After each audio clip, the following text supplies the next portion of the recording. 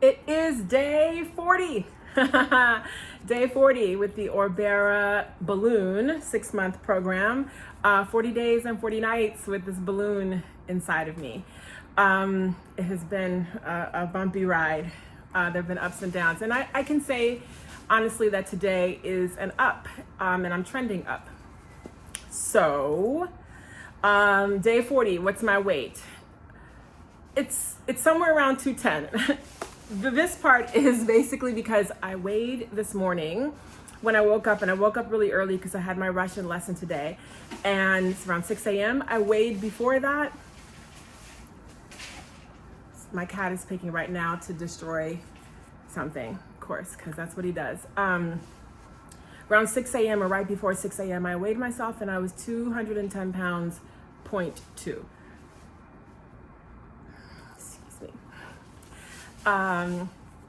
6 hours later or so, just recently around lunchtime, I weighed myself again and it was 211. I know I shouldn't weigh twice a day. I know I shouldn't even weigh every day, but I did. That's good. That's good. Weirdly, I'm not as euphoric as I thought I would be to be leaving.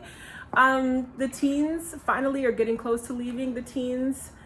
I don't know. So, on day 40, what I wanted to talk about was what I think is the importance of getting information from a bunch of different places.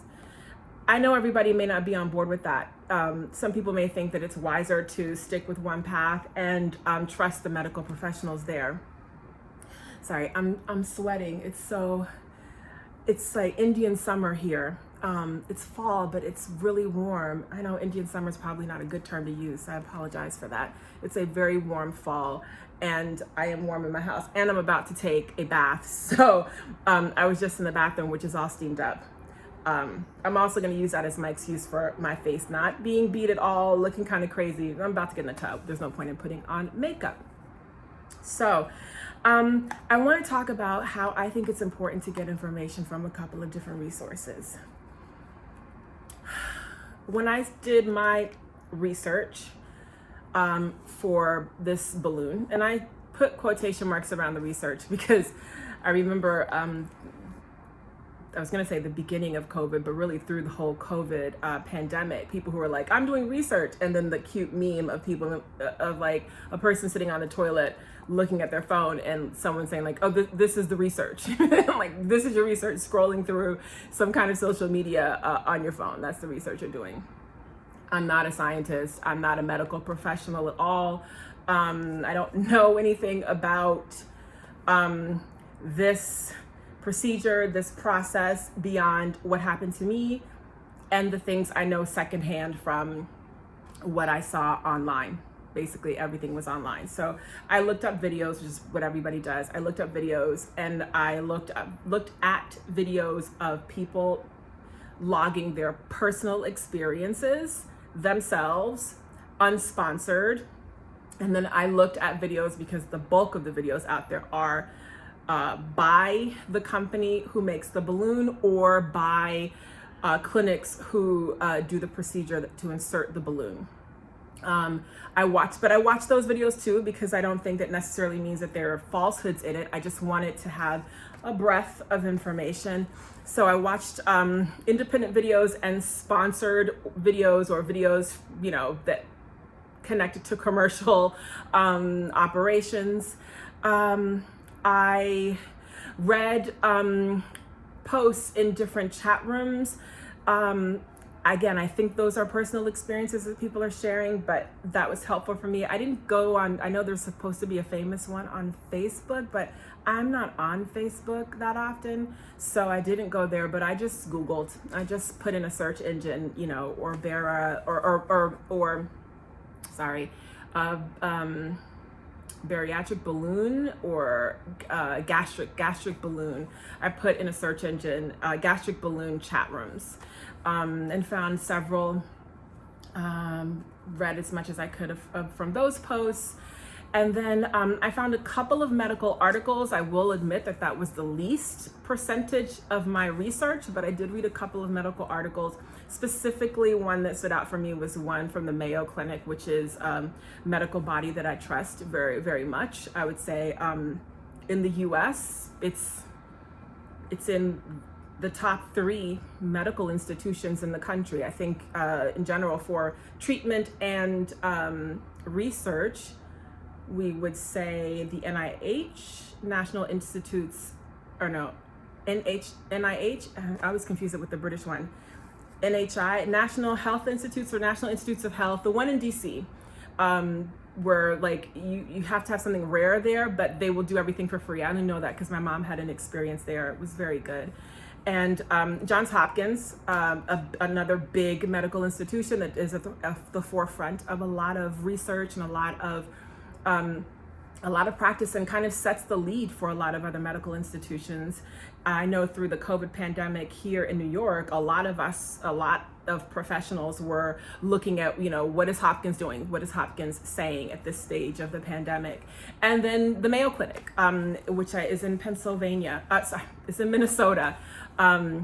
It's in Minnesota. I don't know if it's in Minneapolis, but it's in Minnesota, I think, or Wisconsin. It's in the Midwest. So they had an article about gastric balloons, not specifically this one. And that was interesting to me. And it was interesting and important to me also that it was positive. They didn't pan it, they didn't say it's a terrible thing.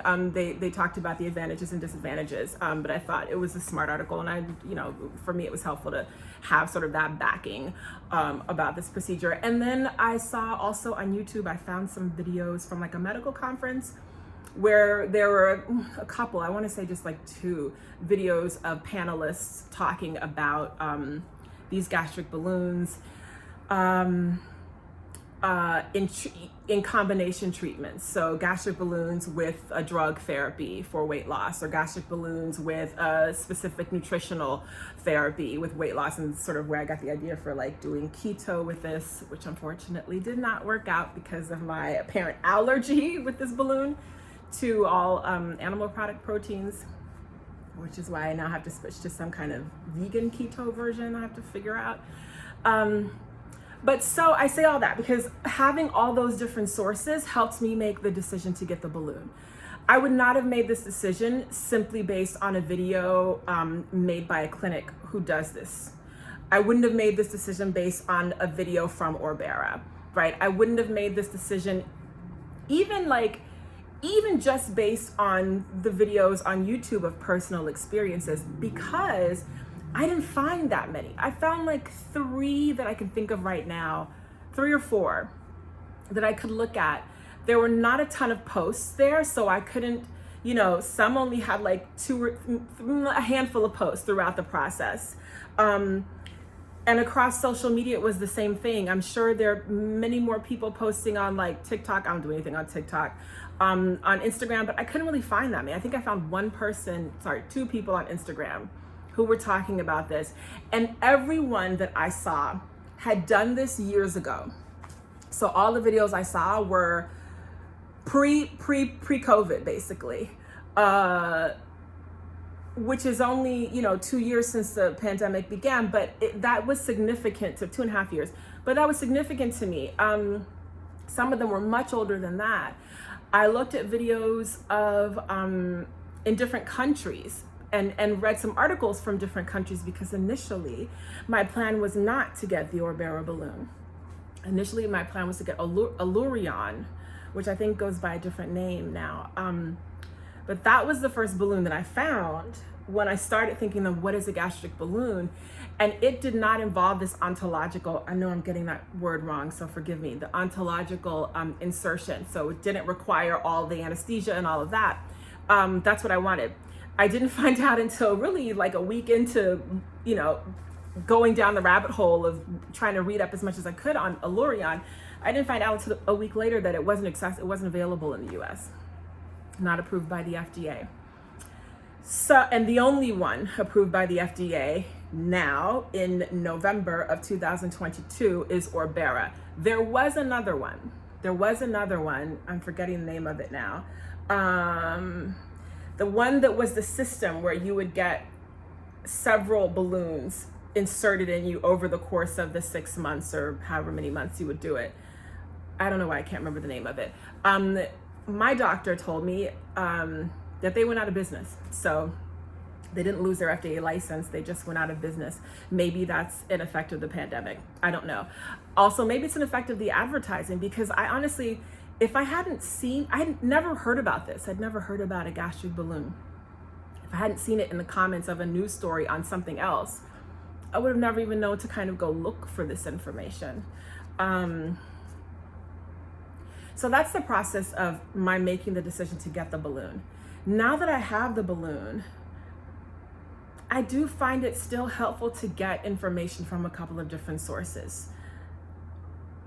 The clinic where I got the balloon inserted has PAs, physician's assistants, who call me once a month at this point. In the beginning, they call you every couple of days. But now that I'm past the month mark, they call me once a month. They can provide me with information. Then the nutritionist, who is in partnership with that program, but it is actually bookable, like the appointments with her are virtual, and they're booked on a separate website called like Virtual Health Partners. And I think they are mainly a portal for people in bariatric programs, but they are very specifically not exclusive to balloons. I think balloons are the minimum amount of patients on that site. I think most of the patients on that site have had a real surgical procedure, bariatric procedure. So having the nutritionist there, that's another kind of perspective that I get. The conversations with that person, that professional, give me more data and a different shade of the picture, right? So if I call the medical office where I got it done, they're probably more likely going to be like, what medicine can we prescribe you? For like, they prescribed me twice the same medication for nausea, even though I wasn't getting nauseous, but that, just in case.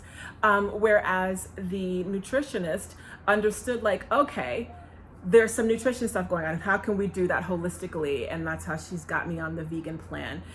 And as I had mentioned before, 2 days ago, I had my first 1 month check-in with her.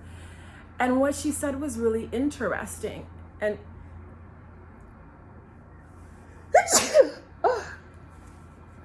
whatever my house allergy is, it's kicking in again. What she said was very encouraging. At the end of the conversation, she said, for this month, I really want your focus to be not what's happening on the scale, but how to build positive eating experiences so you have positive and healthy, pain-free days from food while you have this balloon. So let's focus on that for this month, and don't let the weight loss be a secondary concern. But for now, let's find the food you can tolerate. Find the portions that are the sweet spot for you. And if you need medication for the gas, if we can do something more than gas X, like let's talk about that. We can get the PA involved and get you a prescription. But I really like that focus. The reason I'm mentioning that is I'm juxtaposing that against my appointment with the New York City weight loss clinic that I went to maybe 3 days before that, on the last weekend. So that is a weight loss clinic that's focused mainly on achieving weight loss through diet and replacements, meal replacements. I had been working with them on and off about my weight loss, and I kind of wasn't committed to it. But now with the balloon, I decided to make an appointment and talk to her about, now I have the balloon. What do you think you can add to this? What do you think I can do from your program that complements this and that will work for me? So we talked about that. We talked about how I was still not getting enough protein, which is why I'm sitting here drinking a protein drink. What I got from her was, something that kind of blew my mind. I didn't know that I don't know why I didn't know this, but I didn't know that there were savory protein products. So that there were savory protein soups that you can get, high protein soups. So if you don't want to just drink another super sweet drink, you can have a soup that will give you the same amount of protein in a broth. We also talked there about the 800 calorie diet. I was adamant that 800 calories is a ridiculousness. Is a crazy thing that is unattainable, it's not doable, that's ridiculous to even ask, that I will never be able to do. She then tells me, okay, this is a mental thing. We'll have another patient who just came in today, of course.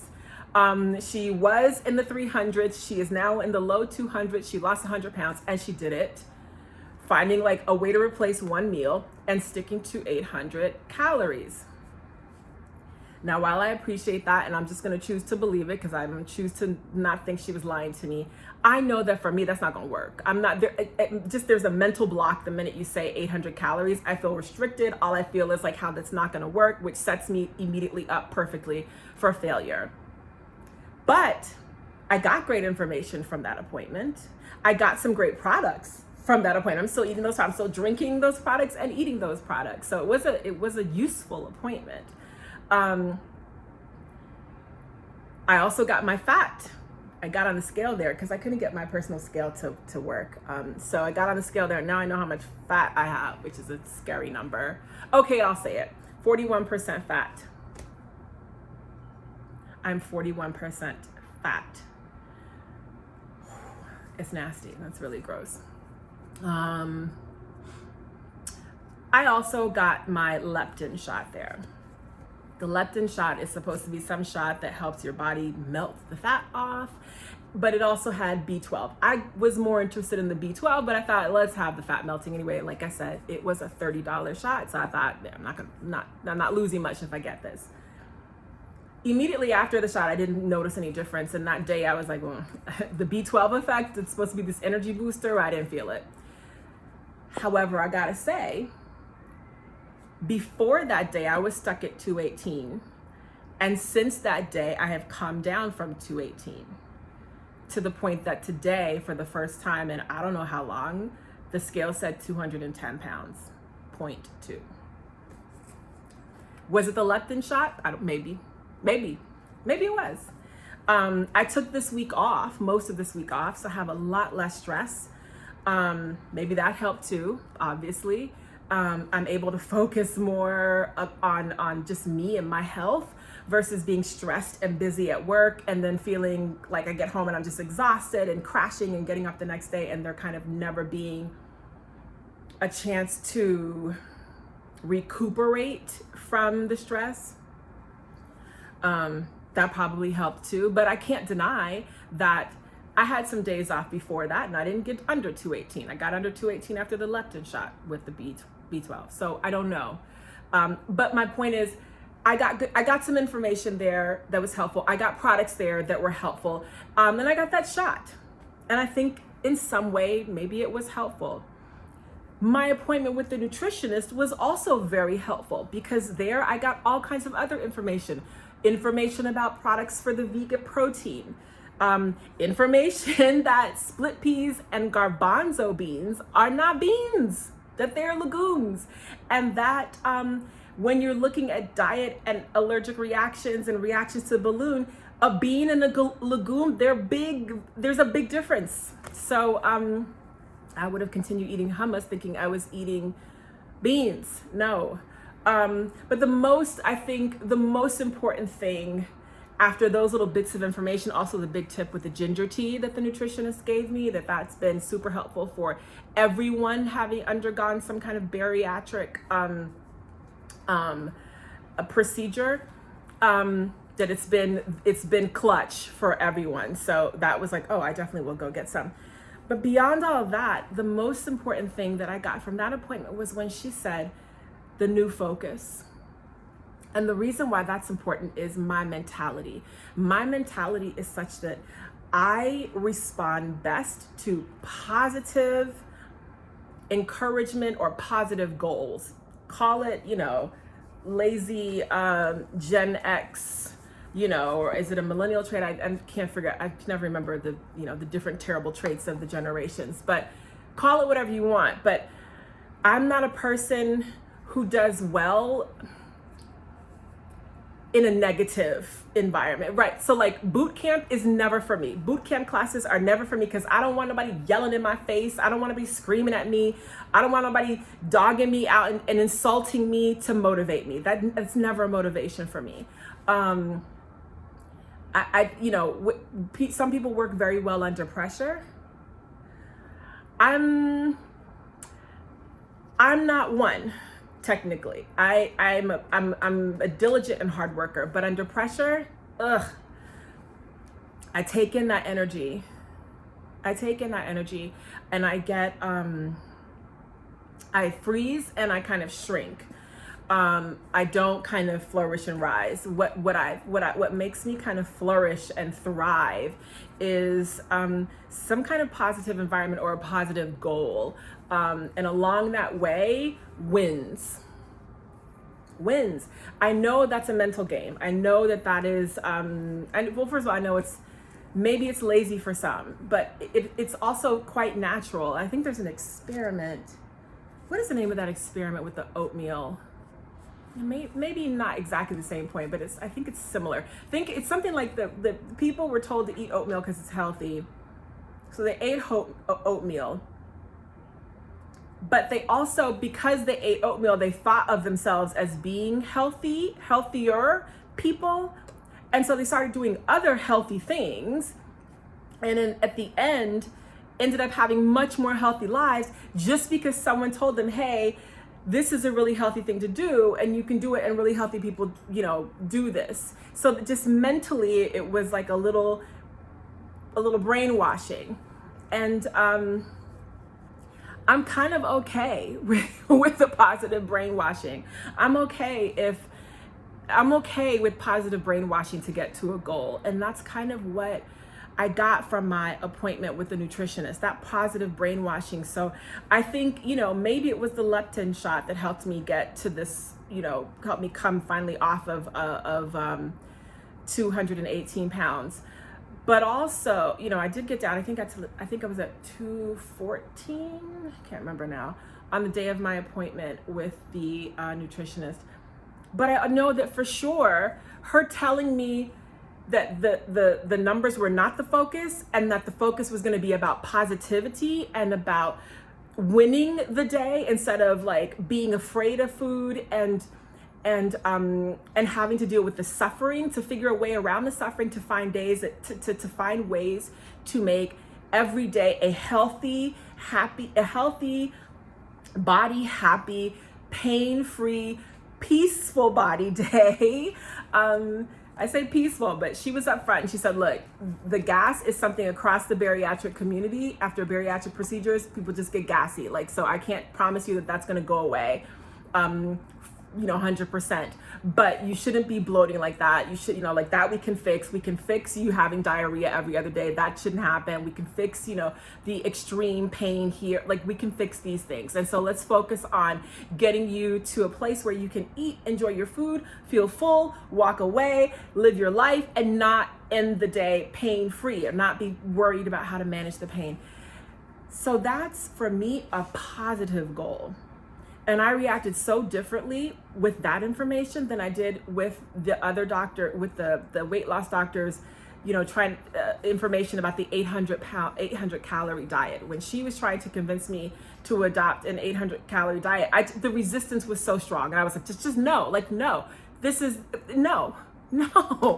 Immediately you say 800 calorie diet, it's every reason why diets fail, right? It's about what you can't have. It's about shaming yourself. It's about shaming yourself because you don't have control. It's about deprivation and judgment. And frankly, it's not about body health. It's about a number. Whereas the nutritionist left me in such a positive place, focusing on the positive. It was so freeing.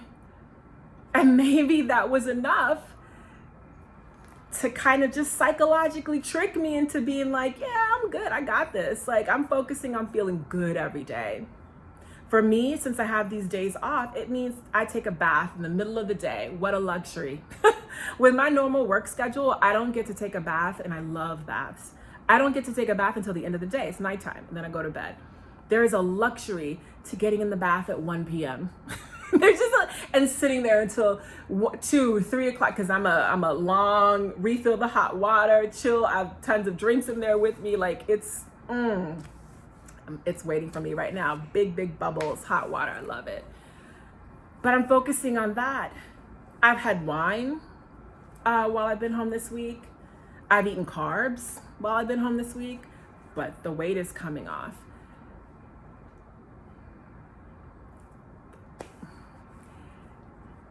I don't know what the answer is, and I don't know if I'm making the correct conclusion. What I think, though, is there is validity to experiencing information from different resources, getting in tune with your body and yourself, and then taking and pulling what you need from each place. You know, from the weight loss clinic, I took the shot, the protein powder, and her, you know, and she, you know, she's just on a personal level, she said some nice things to me. So it was a nice appointment for that. It made me feel good. I take that. I reject the idea of going on an 800 calorie diet. The nutritionist left me with, you know, and she initially was like, you know, we'll try this. And then I was like, I don't want a bunch of phony foods in here. But then I was like, okay, I will try this. She was able to help me find some more natural vegan products, because I didn't want to have just all hyper processed food. So was able to pull that from her and say, okay, well, I'm probably not going to eat Beyond Meat, but like, here are some other vegan products that I can take that are a little bit more natural that will give me the protein. She told me about some protein bread. She said, you know, listen, try to avoid the carbs, but there are good carbs you can eat. There are carbs that are healthy. So don't feel like avoiding them is the key. Like, it's a mix, it's a balance. I took that from her, you know, and of course I took the, you know, the good feeling of like, focus on the positive. It feels like when I did the research, like, look and see what I connect to, look and see what people are saying, look and see what matches my logic. And I go, okay, this makes sense. I want to be careful to not be promoting disbelieving science because it doesn't like feel good to you. I'm just saying that when I did my early research in the run up to getting the balloon inserted, a lot of it was people's anecdotal information of their personal experiences. Some of that resounded with me and some of them didn't. Some of them had terrible videos where they talked about how sick they were through the entire time, where they talked about they had this, that, and the other, vomiting and nausea constantly, that they didn't lose any weight with it, that, you know, that they felt like they weren't able to establish a new set of eating habits, so it wasn't effective, and they felt like it was a waste of money. I listened to what they said. I actually listened several times to pretty much every video, and just, you know, so I've tried to pick and choose. Okay, so what do I see in there? This is what they did. Okay, so maybe that's a pitfall I need to watch out for. Yeah, that's what I mean. I don't mean disbelieve facts because you don't like them. I mean, when you're looking at anecdotal stuff or when you are even talking to these medical professionals, get as much information as you can. Because one medical professional is focusing on one slim view of it. Certainly of the videos I watched in the run-up, some people were researchers, some people were actual doctors who did the insertions. Some people were skeptics and were saying this is not the way to go. You know, this is why it's not covered by insurance. You know, this is a temporary and, you know, very reversible, and so a waste of money for people. Like, it was good to hear all of that. I'm talking a lot. Anyway, that's my point for day 40, is the diversity of information and how I think, from my sensibility and the way my brain works, and the way that my motivation works, it was important for me to go this route and have multiple different views happening. If I had just listened to the weight loss doctor, I would still be trying to figure out a way to stick to an 800 calorie diet unsuccessfully. If I had just talked to the nutritionist, I wouldn't have known about savory proteins, which have changed the game for me, because now I can have soups. I'm a salty food girl. I want those far more than I want something sweet. So I take those with me everywhere, and just hot water and it's done. And now I don't have the what's for lunch worry. So that's been good. So day 40, 30-minute video. I thought I was done doing these long ones. It's day 40. I have lost, I guess, let's say 14 to 15 pounds, because today I weighed in at 210 pounds, 0.2, and then 6 hours later in the same day, today I weighed in at 211 pounds, point something, maybe 3 or 4. But a one pound change in between, after having just eaten sugar-free Jell-O, small container of applesauce. What's the other thing I had this morning? Oh, and a grapefruit. So I don't know. I know that I finally see some of the changes in my face and my neck.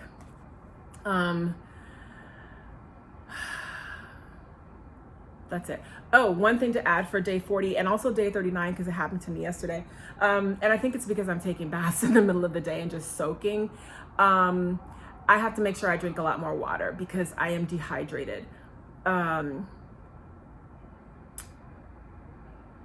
So I'm dehydrated because I'm not actively thinking about drinking water.